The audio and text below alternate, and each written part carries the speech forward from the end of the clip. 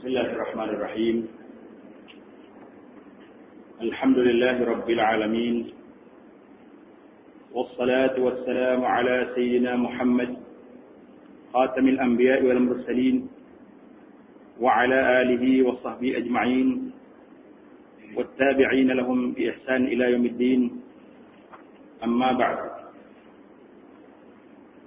Alhamdulillah, pada malam ini kita akan mulakan kuliah kita ini adalah dengan kitab Mastikah Hadis. Kitab kita ini nama dia Mastikah Hadis. Sebelum daripada kita masuk kepada kitab, lebih dulu kita bincang apa makna mastika dan apa dia hadis. Mastikah Hadis. Pasal apa penulis kitab ni? 2-3 orang penulis panel dia ni, Allah yarham. Dia pilih nama kitab dia Mastikah Hadis. Mastika dan mengikut kamus. Dari segi bahasa kamus Dewan dia kata ada beberapa arti mastika. Yang pertama, mastika ni ialah batu sakti. Batu sakti seperti yang ada dalam kepala ular, yang dikenali dengan nama geliga ataupun gemala. Makna yang kedua, mastika ialah permata yang bernilai, ialah intan. Yang ketiga, mastika makna yang termolek. Makna yang keempat, mastika ialah sesuatu yang disayangi. Itu dari segi bahasa makna mastika. Jadi menurut sahabat kita yang sempat bertemu dengan Allah yarham, Syekh Abdullah bin Muhammad Basmih, dia kata dia pilih tajuk kitab dia ialah mastika dengan makna geliga. Sebabnya dia kata geliga ni boleh buat ubat dan boleh buat penawar dan sebagainya. Jadi dengan kitab kita ni boleh kita buat ubat. Pertama sekali, ubat nak menghilangkan kejahilan daripada diri kita. Penawar yang keduanya nak bimbing, nak jadikan kitab kita ni pedoman atau pembimbing yang boleh memacu kita, membawa kita pada jalan kebenaran, menyampaikan kita kepada Allah Subhanahu Wa Taala. Itu makna geliga mastika. Ya, kita tahu mastika ni kalau sebut kan minyak mastika lah dah. Minyak mastika tu pun nama dia ubat, nak menghilangkan lenguh-lenguh, sengat-sengat sendi apa ni, ketik-ketik benda. Jadi inilah dia panggil mastika. Suatu geliga, suatu benda yang ternilai daripada hadis Nabi sallallahu alaihi wasallam untuk menghilangkan penyakit-penyakit, menghilangkan yang paling besar sekali ialah kejahilan kita tentang Allah, tentang Rasulullah sallallahu alaihi wasallam. Itulah makna mastika. Kita sama dah kita baca mastika, cuma dari segi maknanya nak tahu makna sebenar tak tahu. Ada seorang sahabat yang sempat bertemu dengan Syekh Abdullah Basmih, dia kata dia pilih makna mastika dengan makna geliga.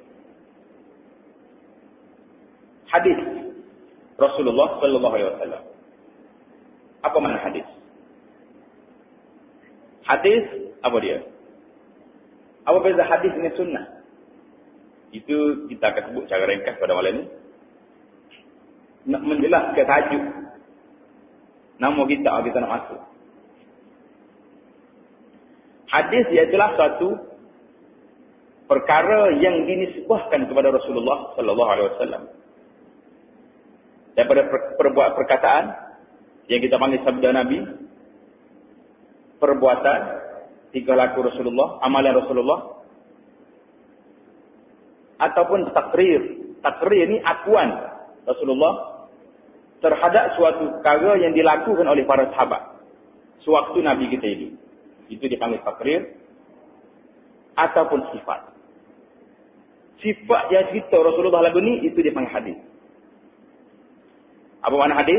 Hadis iaitulah semua semua perkara, perkataan, perbuatan,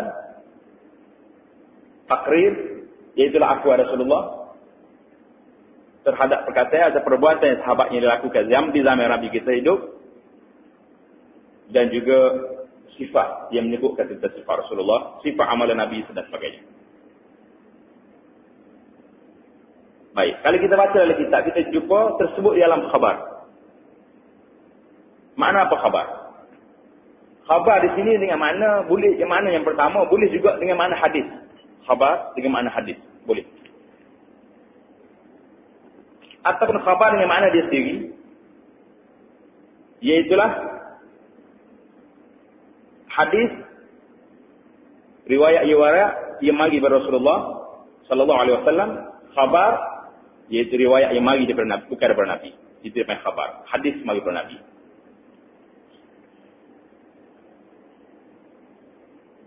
Yang ketiga, al-athar. Kita biasa dengar juga dalam kitab kita baca tersebut dalam athar. Apa makna athar? Ada juga mengatakan athar ni makna yang pertama serupa dengan hadis mari daripada Nabi.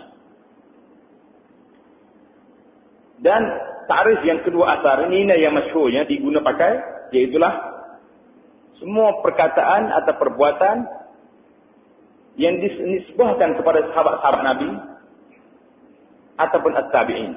Kita panggil atharus sahabah.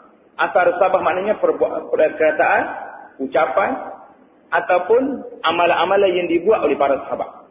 Itu dipanggil athar. Hadis mari daripada Nabi. Tapi kalau dia sorang-sorang athar, boleh kita pakai kepada hadis.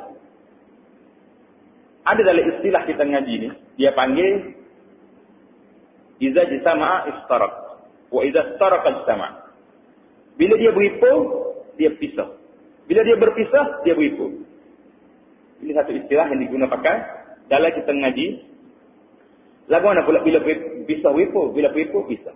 Bila dia berimpun, al-hadis wal-athar. Maknanya hadis mari daripada Nabi, athar tu mari daripada sahabat. Tapi kalau duduk sorang-sorang kita kata athar, jadi boleh juga athar tu masuk perkataan Nabi dan masuk juga perkataan sahabat. Supaya jugalah dalam istilah bila dia berhimpun berpisah, bila dia berpisah berhimpun, kita guna pakai dalam iman dengan Islam. Iman boleh jadi Islam lah. Islam boleh jadi iman. Tapi kalau dia dua tu, Islam dengan iman, beza dah dia. Islam ada rukun dia, iman ada rukun dia. Itu beza dia panggil, dalam satu istilah dia panggil, iza jitama aftarak. Bila dia berimpun, dia akan pisah. Masing-masing bawa diri, masing-masing ada hal dia, ada kategori dia. Baik. Sunnah pula apa dia sunnah? Sunnah iaitulah, dari segi bahasa dipanggil tariqah. Satu jalan, satu manhaj, suatu amalan, satu pendekatan, itu dipanggil sunnah dari segi bahasa. Dari segi istilahnya sunnah ni, iaitulah, jadi ada dua penjelasan di sini. Yang pertama, sunnah mengikut ulama hadis. Mengikut ulama hadis, sunnah itu apa dia? Sunnah iaitulah perkataan, perbuatan, takrir, sifat-sifat kejadian dan sifat perangai di kalaku Rasulullah sallallahu alaihi wasallam. Sama ada sebelum jadi Nabi atau selepas Nabi, itu dipanggil sunnah Nabi sallallahu alaihi wasallam mengikut istilah ulama hadis. Kena perhatilah sikit.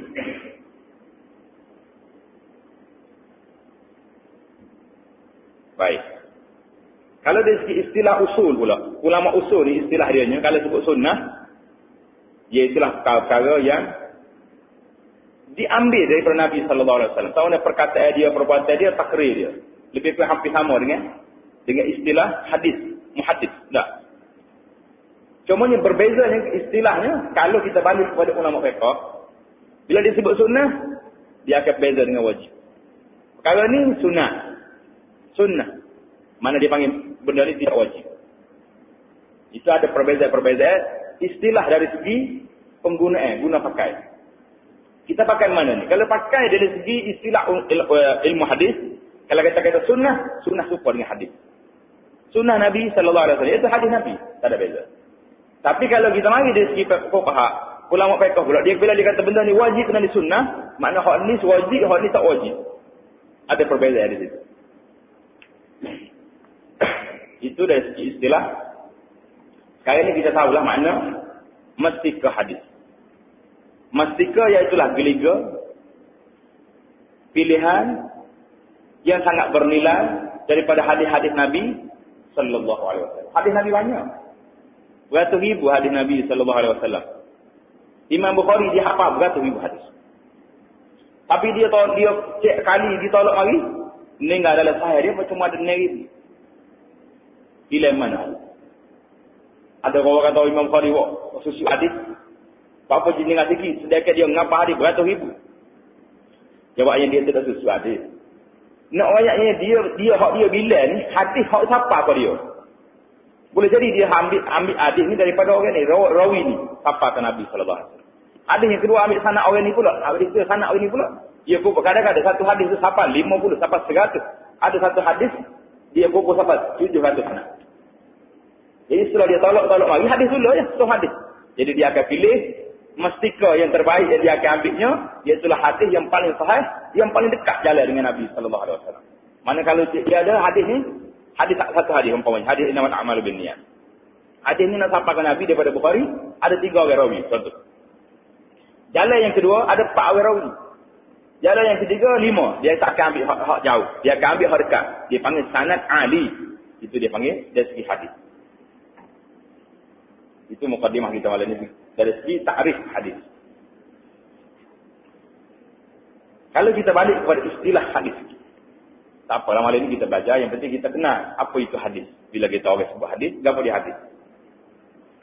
Istilah ni ada dia sebut dalam mustika hadis dalam mukadimah dia. Kalau ada mukadimah itu memang ada dalam kitab dia. Itulah sedikit tentang istilah ilmu hadis. Hadis Nabi, dia ada hadis Nabi sallallahu alaihi wasallam. Hadis Nabi ni iaitulah perkataan atau perbuatan yang mari daripada Nabi sallallahu alaihi wasallam sendiri. Sama ada hadis ni mari nak jelaskan Quran, nak menjelaskan benda yang tidak. Yang Quran mari mujmal, mari secara umum. Hadis jelaskan dia. Contohnya semaya. Dalam Quran dia kata aqimus salat. Allazina yuqimuna as-salah. Ini yang dirikan semaya. Ada disebut berapa rakaat semaya. Dalam Quran ada sebut. Tak ada. Pasal itulah kalau orang sini tolak hadis, tak saya pakai hadis, kita pergi tanya dia mau semaya tu, berapa rakaat subuh tu, ambil mana?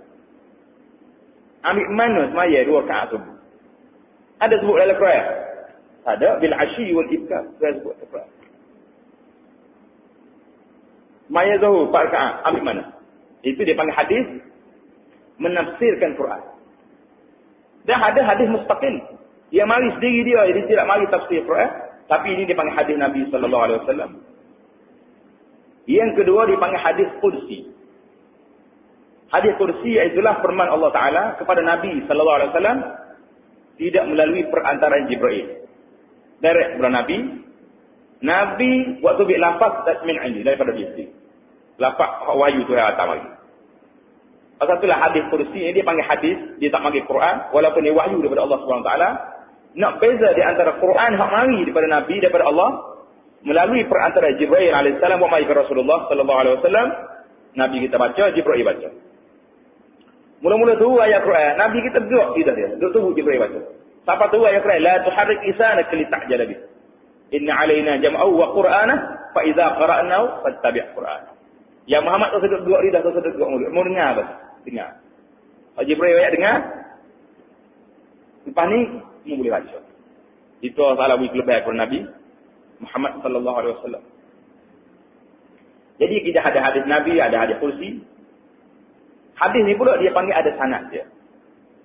Sanad ni iaitulah mata rantai tersilap perjalanan daripada Rasulullah sallallahu alaihi wasallam sampai kepada ulama hadis. Umpamanya Bukhari. Bukhari daripada syekh dia kepada syekh dia, sampai kepada sahabat kepada Nabi sallallahu alaihi wasallam. Itu dia panggil sanad. Pasal itulah timbul berlaku hadis sahih, hadis dhaif, hadis palsu, hadis maudhu' dia panggil. Ada juga hadis yang tidak ada asal. Kalau tak ada asal ni, palsu, budak, Dhaif pun tak. Sahih pun tak. Dia tak ada asal. Maknanya tak ada nak cari susun lalu hadis ni sampai ke Nabi tak ada. Jadi insya-Allah dalam manhaj kita ni bila kita baca hadis lain daripada hadis as-sahihain, lain pada hadis Bukhari dengan Muslim, ana riwayat hadis ni sahih ataupun sahih. Insya-Allah taala setakat mana yang kita jumpa daripada komentar ulama-ulama hadis. Jadi baru kita tahu ni sahih, ni tak sahih. Itu dari segi pembagian hadis. Yang pertama dia panggil hadis mutawatir. Hadis mutawatir hadis yang diriwayat oleh ramai orang. Kemudian dibagi pula dalam mutawatir hadis sahih. Di bawah sahih itu pula ada hadis hasan. Adalah peringkat-peringkat dia. Rasa kita tak payah berjelas sangat dari dalam mukadimah kita ni. Cuma nak cerita tingkatan hadis-hadis yang ada daripada Nabi sallallahu alaihi wasallam yang sampai kepada kita. Baik, bila kita balik kepada habis itu dari segi tajuk mesti ke hadis Nabi sallallahu alaihi wasallam. Kitab yang kita baca ni jilid yang kedua ni iaitu jilid yang disusun yang ditulis oleh Syekh Abdullah bin Muhammad Basmih. Tengok muka surat yang ke dalam muka surat yang kedua tu. Abdullah bin Muhammad Basmih. Jadi kita cuba cari-cari sejarah riwayat hidup Abdullah bin Basmih ni. Tak dapat secara detailnya. Awak cari dalam internet, rupanya di universiti Bangsa Malaysia atau Universiti Melaya atau banyak sekali tesis yang ditulis oleh pelajar-pelajar kita mengenai syekh. Sama ada tesis sarjana, master. Tapi nak ambil tak boleh, tajuk dia ada. Jadi secara ringkasnya kita kenal Syekh Abdullah Basmih ini salah seorang daripada orang yang telah beri sumbangan yang besar kepada penulisan. Yang pertama sekali sumbangan yang besar dia kepada dia tafsir Quran. Tafsir pimpinan Ar-Rahman kepada pengertian Al-Quran. Itu salah satu daripada usaha Syekh Abdullah Basmih bersama dengan Allahyarham Datuk Haji Muno Mufti Kerajaan Kelantan. Dia usaha dua.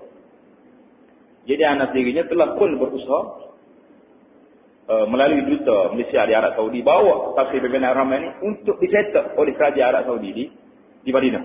Madinah dia ada sebab cetakan Kimhat apa ni printing komplek tu. Jadi dia duta atas sana dan pihak Mujammad panggil kita supaya murajaah balik kita. Kita murajaah daripada awal sampai akhir baca. Yang kita bagi takrir di antara kitab yang terbaik juga. Cuma ada sikit-sikit lagi tempat dari segi bahasa dia terlalu lama.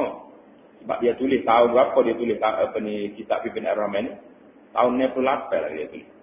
Tahun 98. Itu salah satu daripada jasa Allahyarham apa ni Syekh Abdullah Basmih. Kitab semua saya dia tulis ya. Kitab dia ni daripada tahun dia mengarah daripada tahun 1949 hingga 1997 dia sudah tulis kitab 27 buah kitab. Kitab pertama sekali yang kita rasa tak lupa dah pokok kita ni zaman kita ngaji Quran dulu iaitulah Muqaddam. Kitab Muqaddam tu ada urut tajwid belakang tu. Dia kitab dia tulis salah satu dari usaha Syekh Abdullah Basmih. Jazakallahu khairan. Lepas ni baru mari dia qiraat qiraat dalam gambar cerita. Dia pentingnya zaman kita dulu alhamdulillah dengan jasa usaha kitab dia tu kita sudah pandai Quran juga. Walaupun tak ada qiraat tak ada sistem baru. Di mana zaman itu berubahlah setiap masa tu orang akan cari semua lah benda. Jadi mengikut riwayat mengatakan Syekh ni memang dia duduk di Singapura. Salah seorang daripada pejuang yang nak mempertahankan Melayu dan Islam. Pasal itulah kalau kita tengok dari sejarah hidup dia, banyak kitab-kitab yang dia tulis. Contohnya pada tahun 1952 dia tulis tahun 1949 kitab yang pertama dia cetak iaitulah sejarah perjuangan Salahuddin Al-Ayyubi. Mana orang ni bila ambil Salahuddin dulu ni. Salahuddin ni orang salah seorang tokoh Islam yang memang kita kenal-kenal. Orang yang tak kalah, yang benar dengan Salibiyah. Perang dengan tentera Salib Salahuddin ni. Apa salah seorang pemimpin perempuan Salibiyah ni mari. Tijak atas kubur Salahuddin, tijak atas kubur. Dia kata bangun Salahuddin. Tak ingat nama orang putih teluk Olympia apa nama dia. Dia mari tijak atas kubur Salahuddin sebab Salahuddin yang mengalahkan tentera Salibiyah. Bangun Salahuddin, perang Salib belum selesai. Mana begitu dendam, begitu sakit hati yang dia kepada Allahyarham Salahuddin Ayyubi. Jadi syekh kita ni kitab pertama dia cetak tahun 1949. Dia itulah sejarah perjuangan Salahuddin Ayyubi dalam 4 buah jilid. Kemudian kitab dia tulis juga, iaitulah tahun 52, Perempuan dan Pilihan Raya. Perempuan dan Pilihan Raya 52 ni tak merdeka lagi ni. 52 ni zaman belum merdeka. Dia tulis dia masalah perempuan dengan pilihan raya. Kemudian tahun 53 tulis kitab lagi, Wakil Rakyat dalam Islam. Tajuk dia. Di antara lagi perjuangan dia ditulis tahun 53 juga dia tulis berjihad pada jalan Allah. Jadi itu ambil ikut sahabat-sahabat, ada sahabat kita yang mengenali Syekh ni, dia kata dia ni memang seorang pejuang dan dia sempat menyelamatkan diri dia daripada negara yang dia duduk sebelum pada tu, lari ke Malaysia. Jadi kepakaran yang ada pada dia tu, Allahyarham Tun Abdul Rahman, Tuan Abdul Rahman, bagi peranan kepada dia, tulis kitab Pimpin Ar-Rahman kepada pengertian Al-Quran. Sehinggalah mari dia bersama Allahyarham Tun Abdul Razak Hussein, Perdana Menteri Malaysia pada itu, dia buat tubik Muqaddimah Mustikah Hadis.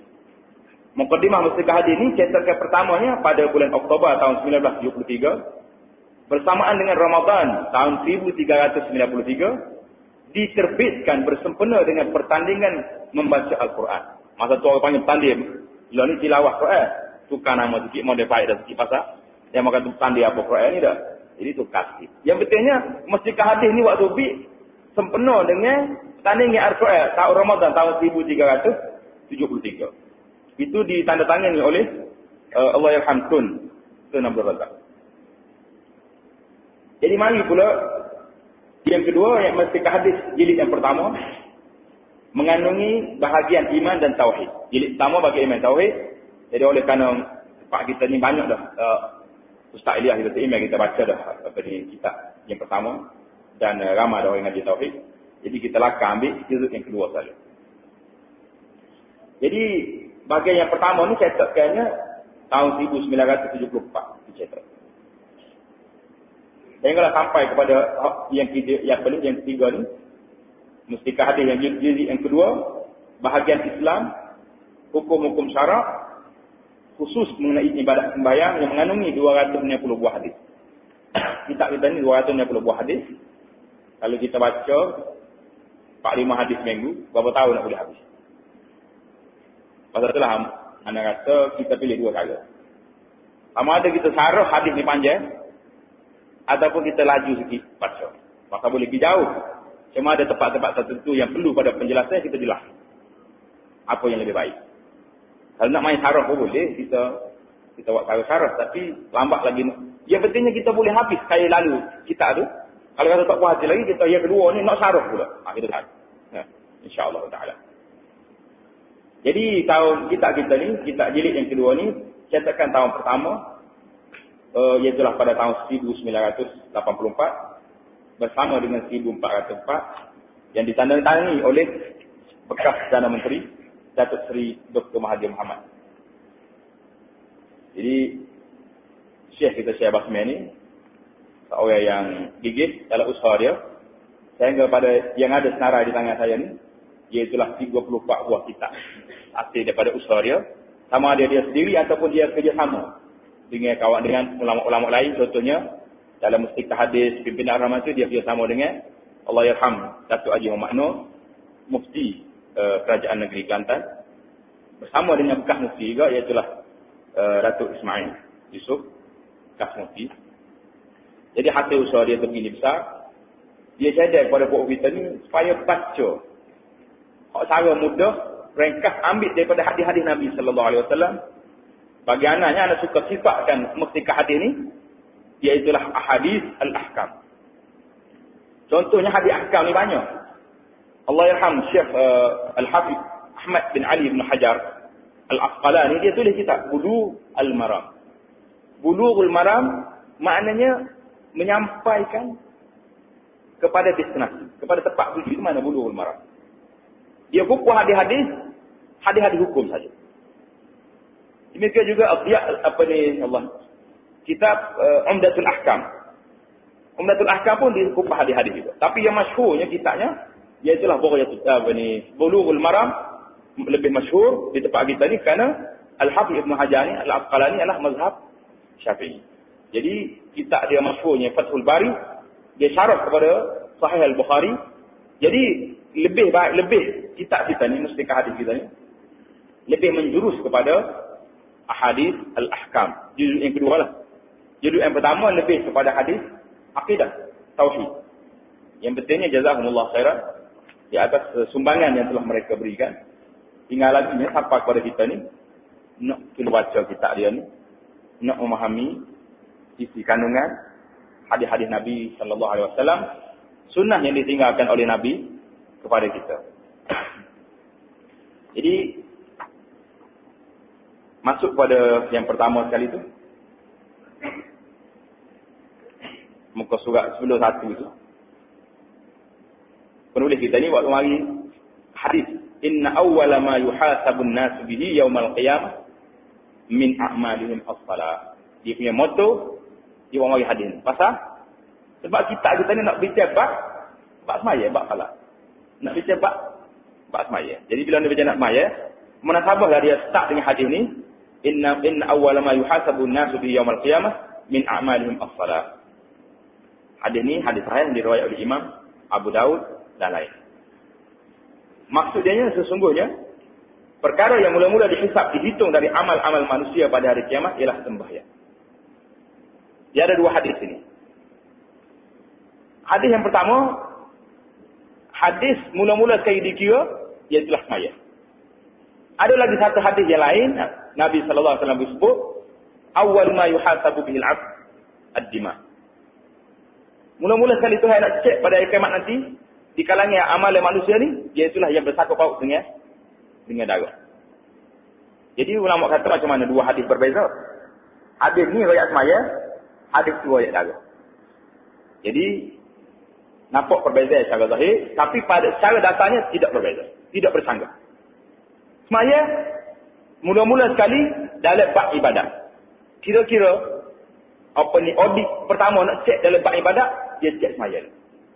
Tapi dalam bab muka lain, bab jinayat, dia akan cek dalam bab ad-dima, masalah pembunuhan. Bunuh, masalah darah. Kalau dulu dia bab dalam bab jinayat.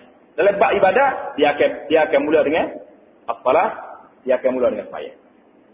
Jadi ada dua hadis tidak canggah. Hadis ni panjang, rasanya muallif ni akan sebut di dalam nanti, jadi kita tak syarah sini. Semuanya ayatnya mula-mula sekali Tuhan sebut, Tuhan akan kira di kalangan amal manusia as-salah, iaitulah sembahyang. Nabi kata siapa dia selamat sembahyang ni, lepas pada tu dia akan rengek. Tapi kalau start dengan sembahyang tak lekat dah, salah. Lepas pada ni berat lagi dari segi suasana dia, pasal sembahyang ni atas amud tiang agama. Jadi kalau dia tak ada utuh habis. Dia tengah padai lah jawab dia. Itu dari segi sembahyang. Jadi sebelum daripada bab as-salah, lebih dulu kita akan bincang masalah Islam dan hukum-hukumnya. Islam dan hukumnya, hukum Islam. Sebagaimana yang sedia diketahui. Agama Islam adalah sebesar-besar nikmat yang telah dikurniakan Allah Ta'ala kepada umat manusia. Sebesar-besar nikmat Tuhan beri pada kita, iaitulah agama Islam. Kalau kita nak tengok dari segi nikmat. Nikmat yang besar, mula-mula sekali, nikmat apa dia? Nikmatul ijad. Nikmat Allah Ta'ala tubik kita atas dunia ni daripada tak ada. Itu nikmat. Nikmat yang kedua, kita dilahirkan di kalangan dua ibu bapa yang telah Muslim. Itu nikmat yang kedua. Nikmat yang ketiga Allah Ta'ala pilih hadis ni, cerita di sini. Nikmat yang ketiga iaitulah nikmat Allah Ta'ala beri Islam ni sebagai salah satu daripada cara hidup. Sebesar-besar nikmat yang telah dikurniakan Allah Subhanahu Wa Ta'ala kepada umat manusia, tujuannya untuk mengatur hidupnya dalam dunia ini menurut cara yang diredai oleh Allah Subhanahu Wa Ta'ala. Jadi lagu mana kita nak hidup atas dunia ni? Hidup lagu mana? Hidup yang diredai oleh Allah Subhanahu Wa Ta'ala, iaitulah hidup mesti hidup bersama dengan Islam. dan untuk mencapai kebahagiaan yang kekal abadi di negeri akhirat pula. Kalau kita rasa nak kemuliaan, nak bertuah, nak senang hidup negeri akhirat, tak boleh tidak, mesti kita ni ikut cara hidup Islam. Dalam mukadimah kita lepas kita sudah bagi tahu, tidak ada dalam Islam ni benda yang tak boleh buat. Tak ada. Tidak ada taklif syariat Allah Ta'ala beri pada kita ni, perkara yang tidak mampu dilaksanakan. Tak ada. Semua ada. Berdasarkan pada ayat Quran, la yukallifullahu nafsan illa usaha. Sudah ada jelas. Bila kita doa dalam ayat itu, Tuhan jawab, qad fa'altu. Aku dah beri dah. Kamu minta tu. Jadi, bila kita baca ayat Quran, wa ma khalaqtul jinna wal insa illa liya'budun. Saya kata dalam ayat, aku tak jadikan jin dengan manusia ni kecuali supaya mereka ni beribadat kepada aku. Jadi masalah sekarang ni, Islam dan hukumnya ni akan menjelaskan kepada kita apa maksud beribadat ni. Mungkin kalau kita faham beribadat sendiri, semaya, puasa, buat duit zakat kalau ada harta, ada duit lebih pergi Mekah. Itu yang ibadat. Dalam masalah lain, tidak masuk dalam bab ibadat. Inilah satu silapan fakta, kesalahan yang perlu kita betul. Inilah yang patut kita pelajari. Makna ibadat sebenarnya apa dia maksud? Hakikat ini diterangkan oleh Allah Ta'ala dalam Al-Quran. Inna ad-dina 'indallahil Islam. Sesungguhnya agama yang benar dan diredai oleh Allah Subhanahu di sisi Allah ialah Islam. Kalau nak tahu ayat dia bawah dia tulis nombor 1, tengok nombor 1 bawah dalam footnote dia tu. Ayat 19 daripada surah Ali Imran. Ayat 19 surah Ali Imran kita kena ingat. Ayat yang kedua, wa man yabtaghi ghayral islam dinan falan yuqbala minhu wa huwa fil akhirati minal khasirin. Siapa yang mencari agama selain agama Islam, maka tidak akan diterima daripadanya. Agama ni makna ad-din, suatu pegangan hidup. Satu pedoman, satu perjalanan ibadah kita kepada Allah Subhanahu Wa Taala, lain daripada Islam kita ambil. Ambillah agama-agama ideologi apa pun, tidak akan diterima daripadanya. Dan ia pada hari akhirat kelak dari orang-orang yang rugi. Orang golongan yang disebut adalah golongan yang rugi pada hari kiamat.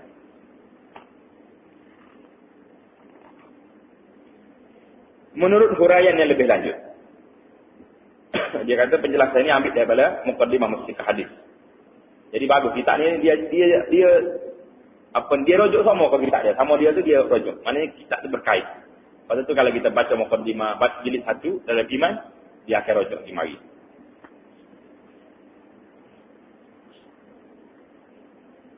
Islam mempunyai 3 pengertian. Kalau sebut apa dia Islam tu, apa dia makna Islam? Yang kita tahu dari Islam tu apa dia? Islam tu agama Islam. Apa dia benda? Boleh jawab kita ni. InsyaAllah dalam malam ni kita dapat jawapan. Apa dia Islam? Pengertian Islam tu apa dia benda? Barulah kita boleh jawab. Kita duduk sini Alhamdulillah. Kawan-kawan kita, jiran-jiran kita tak tanya. Pernah dia mau tanya. Saya kita tidak Islam tanya. Awak ni orang Islam. Apa dia Islam? Tak tanya dah. Sekarang duduk sign lah. Duduk nego sekali ke, duduk mengajar sekali, pejabat sekali. Pernah dia orang kita tanya. Tak tanya ni ya kita jadi tak cari ni. Tapi kalau kita duduk di Eropah, duduk di orang putih, memang benda ni jadi penyakit. Tak boleh jawab, dia kata kita pula. Baik masuk agama aku. Aku boleh hoyak. Jadi masalah. Jadi menyebabkan orang di sana, dia baca. Dia buat. Pasal tu ni dia ada satu majlis. Dia panggil Majlis Fatwa untuk Negara Eropah. Majlis Fatwa untuk Negara Eropah saja. Pengurusi dianya Profesor Dr. Yusuf Al-Qardawi. Timbalan dianya Syekh Abdullah bin Bih. Orang dia Mauritania, dia sekarang duduk di Jeddah. Memang perempuan ni hebat. Dia mesti sungguh fiqhul waqi'. Fiqh realiti semasa dia tahu. Pasal tu dalam soalan-soalan dia akan jawapan. Jawapan aku ni khas untuk orang di Eropah. Orang lain jangan ambil. Jangan. Pasal ada buat kita ni, kadang-kadang dia pergi pakar. Lepas tu Eropah orang mari sini. Ada benda-benda yang tak boleh pakar. Di sana. Hak fatwa kita sini solid pasal negeri. Contoh bila berlaku pengemen September pun. Jadi banyaklah fatwa dia kena ubah masa tu untuk nak menyelamatkan diri orang Islam. Jadi tak apalah kalau kita biar walaupun kita duduk sini orang tak tanya pun, kita sendirilah nak tanya. Nah, kita nak tanya kenapa dia pengertian Islam. Baru kita stop dalam kepala kita tu. Kalau boleh hafal minggu depan ni, ada orang angkat tangan Ustaz, saya nak baca pengertian Islam 3 perkara ni boleh. Tak. Ramai lagi ni, tak ada kitab ramai lagi, jadi kita harap bawa kitab. Ibarat orang tua kita, kalau pergi buru kat tak bawa tali kan. Jadi klik saja orang lain ikut daging orang klik kita. Kalau setelahnya hak orang lekat-lekat sikit-sikit kita boleh lah tak. Tapi maknanya solid. Kena ada juga, kena galah juga klik. Dia boleh 2 pahala. Pahala dengar besar, pahala kilik kita tu 2 besar lagi boleh pahala. Boleh pahala kilik boleh juga kata kilik boleh juga. Ada saksi kita pergi ngaji. Islam mempunyai 3 pengertian. Yang pertama, mematuhi segala perkara yang disampaikan dan diterangkan oleh Rasulullah sallallahu alaihi wasallam seperti yang tersebut pada ayat 19. Mana ayat 19? Ayat inna dina indallahi Islam. Surah Al-Imran yang lalu. Apa makna Islam?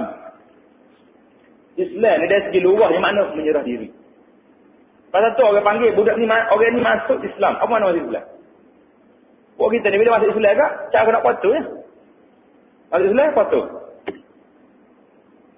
Makna masuk Islam ni makna menyerah diri, tunduk kepada semua undang-undang. Jadi buat kita ni bila pergi negeri orang lain, kita pakai undang-undang dia.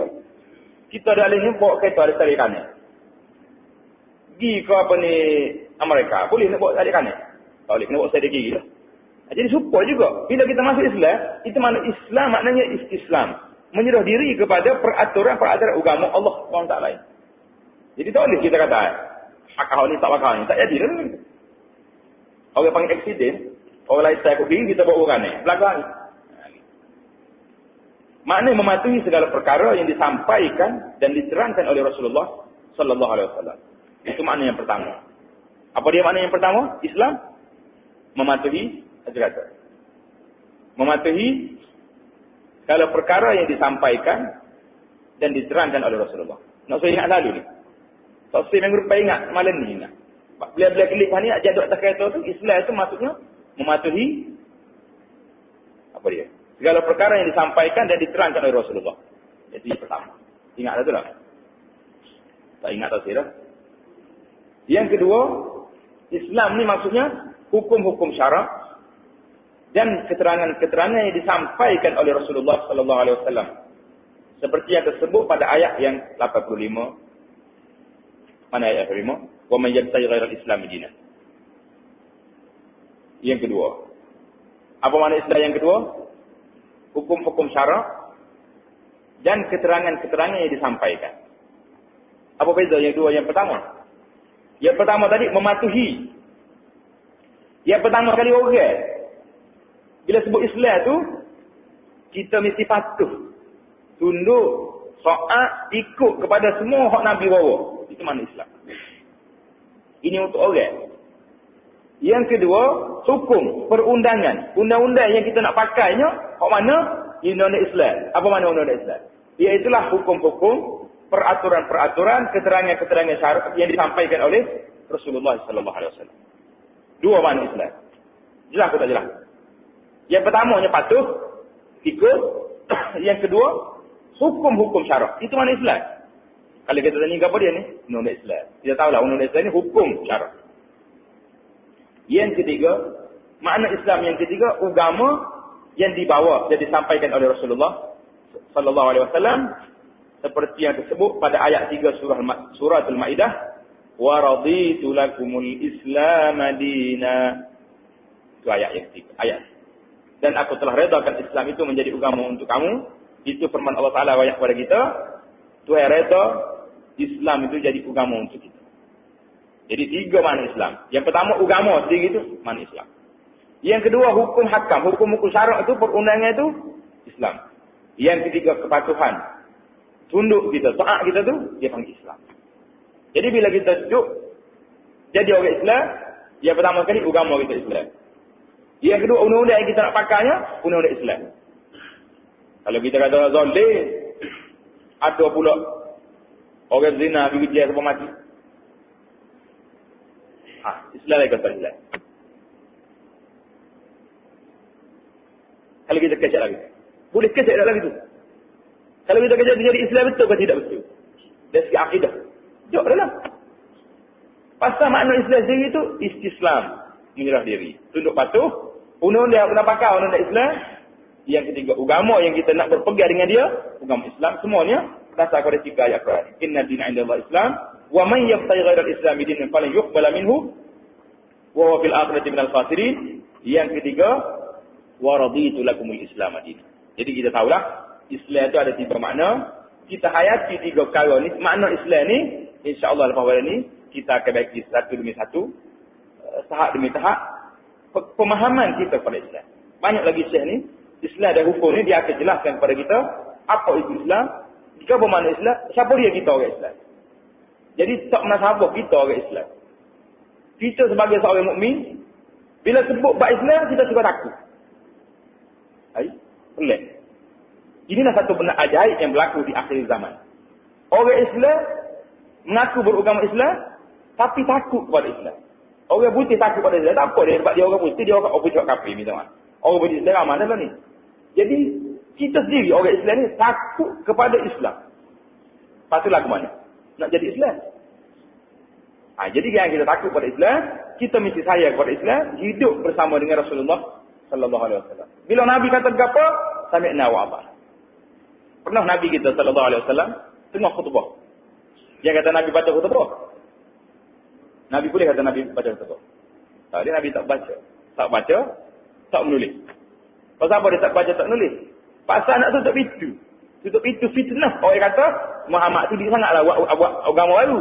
Dia baca hak apa ni Farisi, dia baca hak apa ni tamadun Rom, dia baca hak Yahudi dulu. Dia buat kulasahnya, buat satu apa ni kulasah agama baru. Ni Nabi tak pernah baca.